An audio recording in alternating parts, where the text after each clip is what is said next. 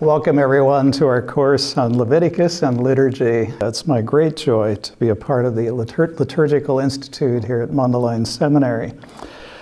We begin with session 1. You've received a set of notes entitled Listening to Leviticus, Why the Health of the Church Depends on It.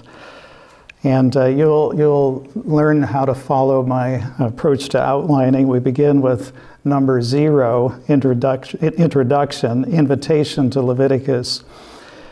When we come to Leviticus, we arrive at that part of the marathon where many Bible readers are tempted to drop out of the race or to alter the imagery. Here's where many Bible readers get drowsy and doze off.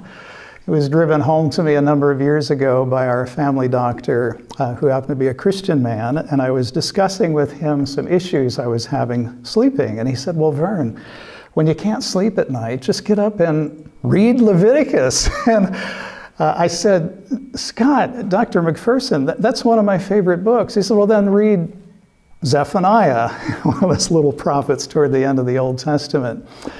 It reminded me of a conversation I had with an administrator in a graduate school where I was teaching in British Columbia a number of years prior. And there happened to be, just in the way the teaching schedule fell, a three-hour block that was open for me. And so one of the deans came to me and asked, what would you like to teach if given an opportunity to do an elective, anything of choice? And I said, I'd like to teach Leviticus for a semester. And he vetoed the idea because he thought it wouldn't be marketable and would have an impact on the seminary budget. Some years later, I was invited back to that part of British Columbia to do a week-long course between Christmas and New Year, when most of my friends back in the States are watching bowl games and shopping for bargains. The Chinese community of Vancouver, about 240,000 Chinese in the city at that time, had an institute that they had developed. It was connected with one of the universities in British Columbia for credit. And I offered them 3 or 4 courses when they asked me to come and teach, one of them being Psalms, one of my favorite books, where I do a lot of teaching, and another being Leviticus, and I don't remember the other 2. And they chose Leviticus, and I thought, not a chance, no one will register for this course. 120 pastors, university students, seminarians, and professionals registered for a week-long study of Leviticus between Christmas and New Year's, about 5 hours a day. Well, it's definitely a more challenging book than many other parts of the Bible, with all sorts of tedious, bewildering, even bizarre-sounding requirements that God laid on ancient Israel, which don't make much sense to many of us today. In the Book of the Torah, Thomas Mann, 1988 publication, captures it this way. Many a pious vow to read straight through the Bible from cover to cover has foundered in the shoals of Leviticus. It is difficult to think of a book in the Bible that is less inviting to 20th century readers.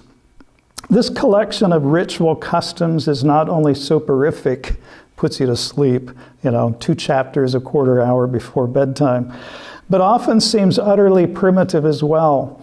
Consider the ritual in which a living bird, cedar wood, scarlet stuff, and hyssop are dipped in the blood of a slaughtered bird and then sprinkled on a person as a remedy for leprosy. We read about this in chapter 14. Such passages, Mann goes on to say, conjure up the witch's chant in Macbeth, lizard's leg and harlot's wing for a charm of powerful trouble like a hell broth boil and bubble. He goes on, still I contend that the church desperately needs Leviticus for a healthy and robust faith. Judaism has always thought so, of course.